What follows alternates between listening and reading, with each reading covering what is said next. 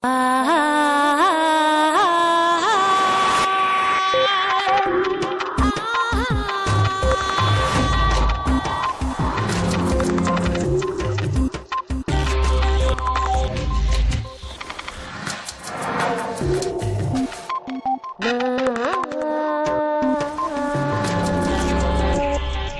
impresionante tener partículas dando 11.000 vueltas por segundo a la velocidad de la luz y sin chocarse con las paredes. Luis Álvarez Gaume.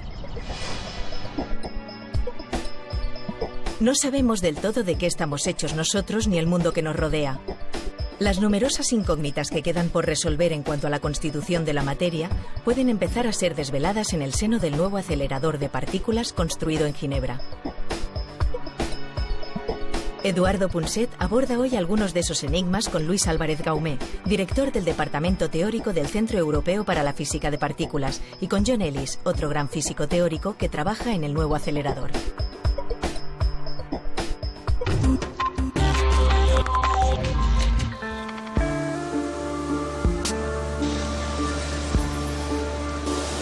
Pues estamos en Ginebra esta vez, ¿no? Ciudad fronteriza si las hay. Fronteriza entre Suiza y Francia. Fronteriza también como la institución que estamos visitando, el mayor centro de investigación científica del mundo, el CERN, el Centro Europeo para la Física de las Partículas. Es realmente un centro que a los europeos les cuesta algo así como 650 millones de euros anuales. Es el equivalente de una cerveza por cada uno de los europeos. Da trabajo a unos 3.000 científicos que viven y trabajan en el CERN. Y sobre todo agrupa y relaciona y hace que piensen conjuntamente algo así como 10.000 científicos, en gran parte físicos, pero no solo físicos, de todo el mundo.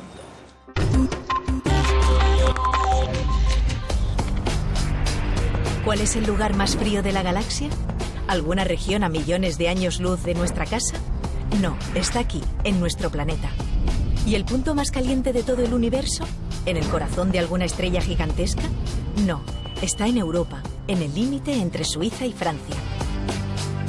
Para responder a las preguntas más fascinantes sobre el origen del universo y sobre la naturaleza de la materia, los científicos han construido una máquina extrema, el colisionador de partículas más potente del mundo, el LHC. Los físicos del Laboratorio Europeo para la Física de Partículas, el CERN, son como niños curiosos que destruyen juguetes para ver qué tienen dentro. En los 27 kilómetros circulares de túneles hay toneladas de imanes enfriados hasta una temperatura menor que la del espacio interplanetario. Estos imanes crearán un campo magnético que acelerará partículas subatómicas hasta velocidades muy cercanas a la de la luz y las reventará unas contra otras. ¿Y qué pretenden encontrar los científicos del LHC entre las tuercas y engranajes de la materia? Una de las piezas más codiciadas es la llamada partícula de Dios o bosón de Higgs, una partícula que nunca ha sido vista pero que es la clave para entender por qué las demás partículas tienen masa. Si el bosón de Higgs existe realmente, el LHC debería poder detectarlo y comprobar que la teoría se ajusta a la realidad. El LHC también intentará imitar el Big Bang, pero que nadie se alarme. Las explosiones que generará serán miniaturas tan pequeñas y breves que serían imperceptibles incluso al lado de una bacteria. Pero a pesar de su tamaño despreciable, estos diminutos Big Bangs generarán un calor 100.000 veces más fuerte que el centro del Sol. Esa temperatura durará 1.000.000 de veces menos que un segundo, lo suficiente para desvelar una intriga que trae de cabeza a los científicos: saber qué pasó unas pocas millonésimas de segundo después del Big Bang. Si las teorías de la física son correctas, estos Big Bangs en miniatura permitirán ver por primera vez los componentes más pequeños conocidos de la materia, los quarks y los gluones.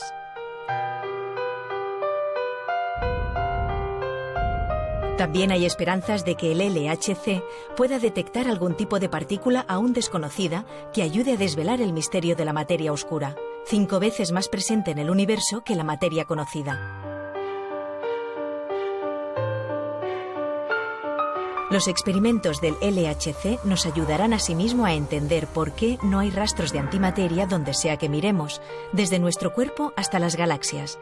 Tras el Big Bang, se creó la misma cantidad de materia que de antimateria, pero no sabemos por qué ésta ha desaparecido. ¿Habría alguna manera de explicarle, de que la audiencia de redes pudiera ver o entender por qué en este colisionador gigante, ¿no?, del LHC, la materia, los protones estos, viajan a la velocidad de la luz? Y dices, oye, ¿y eso cómo se come, no? Y cuando me lo preguntan digo, bueno, pues oye, eso es como si los enviaras a la estrella más próxima, Alfa Centauri, que está a 4,2 años luz. 4,2 años luz. Pues esto con lo que están jugando los científicos, entre ellos muchos españoles como tú, en el CERN, eso prácticamente, si lo enviaran a la estrella, tardaría prácticamente lo mismo en llegar. Sí, llegaría 3 décimas de segundo más tarde, nada más. Fíjate, ¿no? 3 décimas, es impresionante. Lo curioso es además que estos haces de partículas les hace circular en un anillo de 27 kilómetros, dan de hecho 11.000 vueltas por segundo a la velocidad de la luz y no se chocan con las paredes. Y tú no tienes miedo, claro, de que tenía el camarero de mi hotel aquí en Ginebra, ¿no? De los que agujeros pase negros. Algo, sí. No, yo creo que no vamos a hacer agujeros negros exóticos ni cosas similares. Me decís, porque los rayos cósmicos caen ahí desde hace billones de años, o vamos, billones no, pero millones de años. La naturaleza cada segundo hace decenas de miles de millones de experimentos LHC. Fíjate. El equivalente de trabajar con esta máquina durante más de 10 años, ¿no? O sea que podemos ser felices porque podemos no tener miedo. De momento sí. Una de las cosas era la técnica del trigger, ¿no? Sí. O sea que es fascinante, ¿no? Esta historia de que metéis en un túnel partículas, vamos, protones o lo que sea, a la velocidad de la luz, chocando prácticamente unas con otras, y claro, tenéis un sistema secreto, supongo. No es muy secreto, ¿no? Para saber si ha pasado algo, ¿no? Sí. Si no, ¿para qué vais a perder el tiempo, no? Y fotografiáis solo en este centro de datos, de proceso de datos, solo consideráis cuando realmente husmeáis algo interesante. Algo interesante. Sí. Bueno, es que en cierto modo no se podría acumular la cantidad de datos que se generan. Claro. El problema es que en las colisiones del LHC, los protones, o sea, cada protón a esas energías, visto en el lugar donde chocan, es como si fuera una especie de torta llena de miles de pequeñas partículas que son quarks, gluones, etc. Al chocar hay una cantidad ingente de colisiones entre todas esas pequeñas partículas y eso sucede cada 25 nanosegundos. El nanosegundo es la mil millonésima del segundo. Millonésima. Entonces, claro, la cantidad de información que se genera es tan gigantesca que es imposible guardarlo todo y luego buscar. Hay que entonces buscar pequeñas banderitas o pequeñas características del evento o del suceso para entonces guardarlo o tirarlo. Por ejemplo, si consideramos cuando el LHC funcione bien, que esperemos sea pronto, sí, se van a producir de datos útiles, de los que se guardan, del orden de 15 a 20 petabytes por año. Un petabyte son 1 millón de gigabytes. Eso, hay una manera de pensar lo que es muy sencilla. O sea, para hacerse una idea de lo grande que es. Imagínate que en el momento en el que naces, una persona que vive 100 años, se le empieza a filmar con cámara de alta definición. 10 megapíxeles por toma, 50 tomas por segundo. Y seguimos, ¿no? Durante 100 años, toda tu vida. Esa información es solamente medio petabyte. Fíjate. Pues de esos 20 petabytes es prácticamente la 1.000 millonésima parte de toda la información que se genera en el LHC.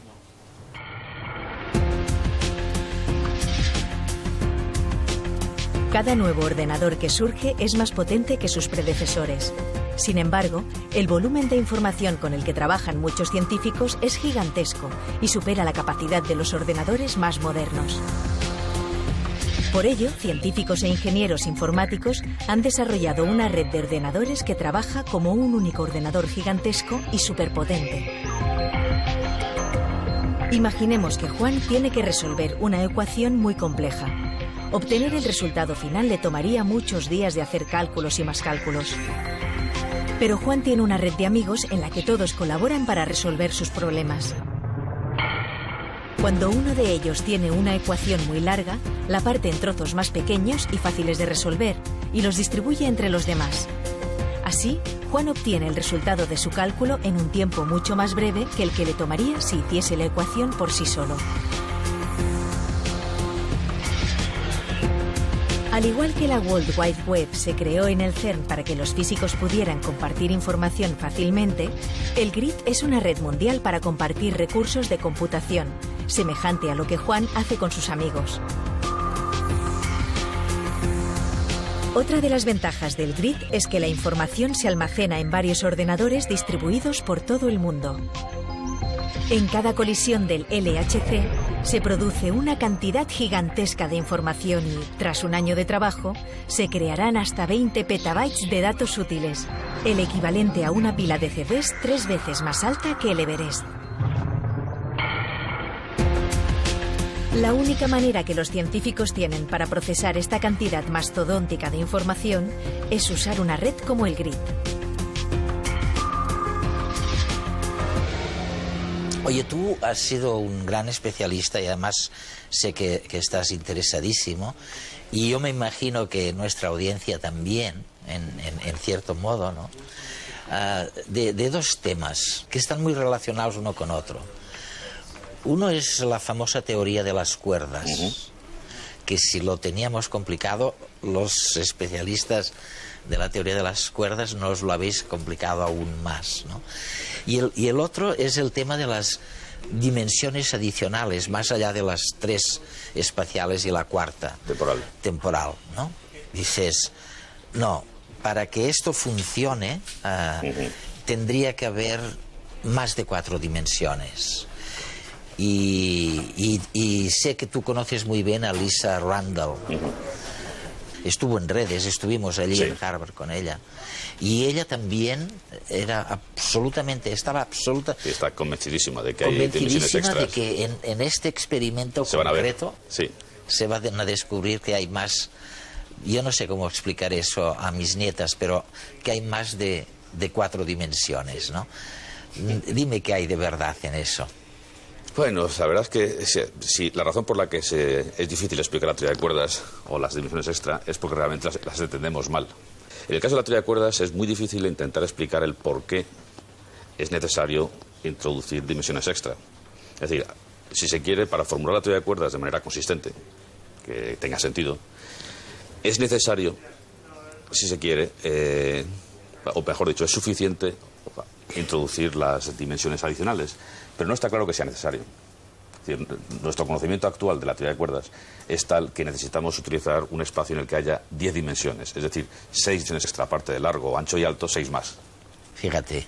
Entonces, muy pequeñitas, me decís. En principio muy pequeñitas, y debe ser por lo menos por debajo del milímetro, de la décima o de la milésima de milímetro. Es sorprendente, no saber. Fíjate. Y probablemente mucho más pequeñas. Hay una idea muy bonita que es la idea esta de las branas, o por ejemplo de las dimensiones extra muy grandes de Lisa Randall, o de otras personas, la de Randall y Sundrum, básicamente en la que en cierto modo nosotros vivimos en una especie de brana o de membrana tridimensional, se está propagando por más dimensiones. Dependiendo de la teoría que uno quiera, pueden ser una dimensión más, pueden ser 2, pueden ser 3, pueden ser 6, pero es sorprendente que, tal y como entendemos hoy día la física, todas las interacciones conocidas que corresponden al electromagnetismo, interacciones nucleares, desintegraciones débiles, etcétera, todo está confinado a la brana. Es decir, somos como si fuéramos hombres planos, ¿no? ¿Una especie de universo paralelo? No, plano, simplemente. Plano. Y solamente es la gravitación la que puede vivir no solamente sobre la brana, sino sobre la parte transversal. Y nosotros básicamente nos estamos moviendo en esta brana sin darnos cuenta de que estamos evolucionando en un universo que tiene no solamente 3 dimensiones, como las que vemos, 10, sino muchas más. Y no podemos saber nada de las otras branas. O sea, estamos incomunicados de las otras branas. No, si hay alguna colisión nos enteraremos, pero brevemente, porque nos moriremos enseguida todos, ¿no? Claro. Pero vamos, no, al principio sería difícil conocer las otras branas. ¿Y explicaría eso que que es otra cosa sorprendente que me decís los físicos. Yo suelto esta pluma y se cae pero volando, ¿eh? Y vosotros me decís, no, la fuerza de la gravedad es pequeñísima, ¿no? Sí, es cierto. Y bueno, admitamos, pero si es verdad que es pequeña, se podría deber al hecho de que al atravesar diversas branas fluye con menos fuerza la gravedad y nos llega a disminuida.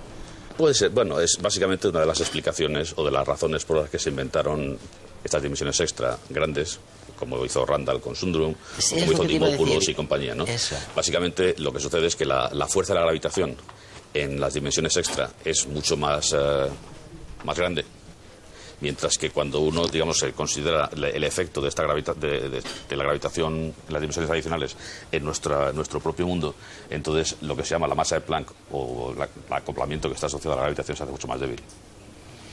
Es un efecto. En la naturaleza existen 4 fuerzas fundamentales: la fuerza de la gravedad, la electromagnética, que impide que los átomos se atraviesen entre sí, la fuerza nuclear fuerte, que hace que los núcleos de los átomos permanezcan unidos, y la fuerza nuclear débil, que hace que ciertas partículas decaigan en otras más livianas. Cada una de estas fuerzas difiere entre sí de manera fundamental. Sin embargo, muchas de las mentes más brillantes de la física teórica se empeñan en encontrar una explicación básica que las unifique. Los físicos que investigan sobre la teoría de cuerdas sostienen que han encontrado un principio básico que sirve para explicar las 4 fuerzas como si fuesen una sola. Ese principio está dado por la vibración de unas cuerdas inimaginablemente minúsculas, hasta 100 trillones de veces más pequeñas que un protón. Según explica la teoría de cuerdas, cada tipo de vibración diferente se corresponde con alguna de las partículas subatómicas conocidas. ¿Y por qué algunas cuerdas vibran de manera diferente que otras? Para que las ecuaciones de la teoría de cuerdas funcionen, los físicos especulan con que existen más dimensiones espaciales que las que conocemos. Según el tipo de contacto que tienen con las dimensiones extra, las cuerdas vibrarán de modos diferentes. La versión más reciente de la teoría de cuerdas calcula que 11 dimensiones serían suficientes para explicar las vibraciones de las cuerdas que dan vida a las partículas subatómicas. En esta nueva versión de la teoría, se plantea que un tipo de cuerdas podría estirarse hasta alcanzar un tamaño gigantesco. Esto daría lugar a lo que los físicos llaman una brana, en la que nuestro universo entero podría estar contenido. Así como hay una brana que contiene nuestro universo, podrían existir innumerables branas que contendrían otros universos. También se ha propuesto que estas branas paralelas podrían explicar por qué percibimos que la gravedad es mucho más débil que las otras fuerzas. Las cuerdas que forman las partículas son abiertas y sus extremos estarían fijos en nuestra brana. Sin embargo, la cuerda responsable del gravitón, la partícula de la fuerza de la gravedad, sería una cuerda cerrada. Al no tener sus extremos fijos en ninguna brana, la gravedad estaría diluida entre todas las branas y nosotros percibiríamos solo una pequeña parte de su fuerza.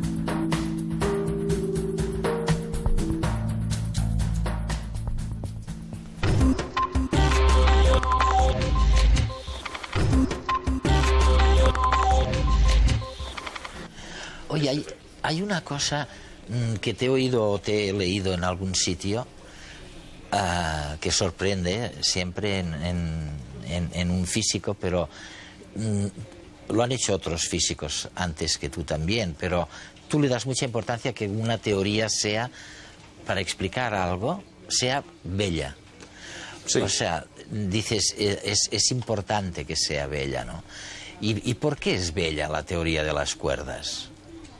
Bueno, la verdad es que, en fin, hay personas que piensan que es una defesio, ¿no? O sea, que en cierto modo eso está depende mucho del gusto de quien lo mire. O sea, lo que es bello es que hay... O sea, lo que uno considera siempre bello, si piensa, o sea, en general, si se quiere, yo creo que la creación científica tiene una parte estética fundamental. Siempre cuando se habla de estética, siempre se habla de las bellas artes. Pintura, música, escultura...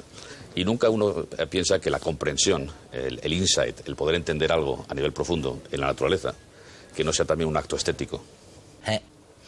Entonces, por ejemplo, el hecho de que uno sea capaz de explicar muchas cosas o muchos conceptos que anteriormente no parecían estar relacionados, eso, con un principio subyacente adicional o más fundamental, eso es algo que siempre se considera bello. Por eso se considera bello el electromagnetismo, que une electricidad y magnetismo. Se considera bello la relatividad general, se considera bello una serie de cosas. Porque puede explicar distintas cosas. Cosas que antes eran totalmente separadas en conceptos mucho más primitivos, fantástico, más sencillos, ¿no? Entonces, por eso creo que en la creación científica también hay un aspecto estético que siempre se pretende ignorar, ¿no? Con John Ellis, otro de los físicos teóricos del CERN, Punset continuó indagando sobre el misterio de la fuerza de la gravedad y los agujeros negros microscópicos. John, hay algo que nos preguntamos la gente de la calle. Escuchamos lo que nos decís los físicos, nuestros amigos. Nos decís que tenemos un problema con la gravedad. Decís, oye, la gravedad es más débil de lo que debería ser si la comparamos con la fuerza electromagnética, por ejemplo. Y sin embargo, nosotros, la gente de a pie, creemos que la gravedad es bastante fuerte, ¿sabes? La notamos en el cuerpo, sabemos que la manzana cae del árbol. Solamente percibimos la gravedad en realidad, no el resto de las otras fuerzas, ¿no? Pero decís que la gravedad es débil, muy débil. Pues bien, si eso es cierto, ¿por qué? ¿Por qué es tan débil? El motivo por el que decimos que es muy débil es porque si lo analizamos en el ámbito de una partícula individual, de un fotón, o de un quark, o de un electrón, la gravedad es unas 40 órdenes de magnitud más débil que la fuerza nuclear fuerte, por ejemplo. O sea que es de 39 ceros, en comparación con la fuerza nuclear fuerte. En la escala de una partícula individual es increíblemente débil. Lo que pasa es que se acumula, es la suma de todas las partículas. Un protón, 2 protones, 5 protones, 10 elevado a 20 protones, y al final se convierte en una fuerza muy potente. Lo que distingue la gravedad del resto de fuerzas es que se acumula de una manera coherente. Las fuerzas eléctricas prácticamente se cancelan entre átomos. Un átomo tiene un núcleo en el centro con una carga positiva y electrones a su alrededor con cargas negativas, pero estas cargas se anulan entre sí. Por eso, en nuestra vida cotidiana a menudo no somos conscientes de que existen esos campos eléctricos y magnéticos. Y por eso la gravedad difiere del resto de fuerzas. Por un lado es muchísimo más débil, pero por otro lado se acumula y se va sumando. Ya. Einstein nos explicó por qué la gravedad se acumula, pero no nos explicó realmente por qué es tan débil. Y se trata de un misterio al que seguimos enfrentándonos. Siempre que intentamos dar con una teoría unificada para todas las fuerzas fundamentales, es uno de los mayores problemas que tenemos que abordar. No obstante, hay algunas teorías que sostienen que, además de las 3 dimensiones conocidas, arriba y abajo, hacia los lados y adelante y atrás, existen también dimensiones ocultas en el espacio. Y en algunas de estas teorías la gravedad es más fuerte a energías mucho más pequeñas. De hecho, incluso es posible que la gravedad pueda aumentar como consecuencia de estas dimensiones adicionales en las colisiones del LHC en Ginebra. Si esto sucediera, una de las posibilidades sería que al hacer colisionar 2 protones, tal vez algunos de sus elementos constitutivos se fusionaran y crearan un agujero negro. Este agujero negro, por supuesto, sería increíblemente pequeño. Se habla de agujeros negros microscópicos, en absoluto parecidos a un agujero negro astronómico. Las energías de estas partes del protón en colisión serían como las energías de 2 moscas. Sería como aplastar y pegar 2 moscas para crear un agujero negro. Además, creemos que este agujero negro sería increíblemente inestable y que desaparecería. Sí, desaparecería en una milésima de cuatrillonésima de segundo. Lo único que veríamos serían las partículas que emitiera. Esto es lo que te hace estar tan tranquilo sobre el supuesto peligro de los experimentos que estáis haciendo, ¿no? Bueno, que haréis dentro de un tiempo corto. Es uno de los motivos. Y me gustaría decir, desde el principio, que la idea de que los experimentos del LHC serán peligrosos es una soberana tontería.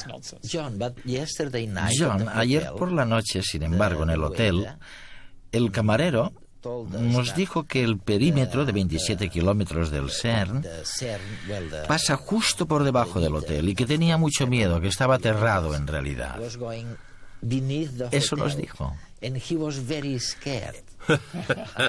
Pues ya podéis decirle que no tiene por qué preocuparse. Se lo diremos. Déjame que te explique por qué no tiene que preocuparse. La razón es muy sencilla. Desde el principio de la Tierra en el universo, nuestro planeta ha sufrido el bombardeo de partículas procedentes del espacio exterior, los rayos cósmicos. Muchos de estos rayos cósmicos tienen energías de colisión mucho mayores de las que jamás podremos alcanzar con el LHC. Y llevan bombardeando la Tierra durante miles de millones de años. Y seguimos aquí. Si el LHC pudiera producir alguna partícula peligrosa, agujeros negros o lo que sea, estos rayos cósmicos todavía más energéticos llevarían creando partículas peligrosas miles de millones de años. Y no estaríamos aquí para debatirlo. El hecho de que estemos aquí y podamos hablar sobre ello significa que los rayos cósmicos no generan partículas peligrosas. Y si los rayos cósmicos no las generan, tampoco lo hará el LHC. Neither will the LHC. Es verdad, es absolutamente verdad y nadie lo dice. Pero lo que diferencia al mayor centro de investigación científica del mundo, al CERN, es decir, al Centro Europeo de la Física de Partículas, que atañe o involucra en este esfuerzo de investigación a más de 10.000 científicos de todo el planeta. Lo que caracteriza a este esfuerzo multilateral de naciones al margen de su ideología o de su etnia o de lo que piensan, lo que le caracteriza es la ausencia de dogmatismo, es la flexibilidad enorme de admitir desde el comienzo que cualquier comprobación, cualquier investigación va a tener que ser demostrada y comprobada científicamente. Y esto es la primera vez que ocurre comparado con la herencia increíble, indecible del pensamiento dogmático a lo largo de la historia. Es un cambio fantástico en el que además participan muchísimos españoles, muchos científicos españoles. Es una buena noticia. Cada segundo, la naturaleza hace decenas de miles de millones de experimentos como los del LHC, colisionando partículas subatómicas. Luis Álvarez Gaumé.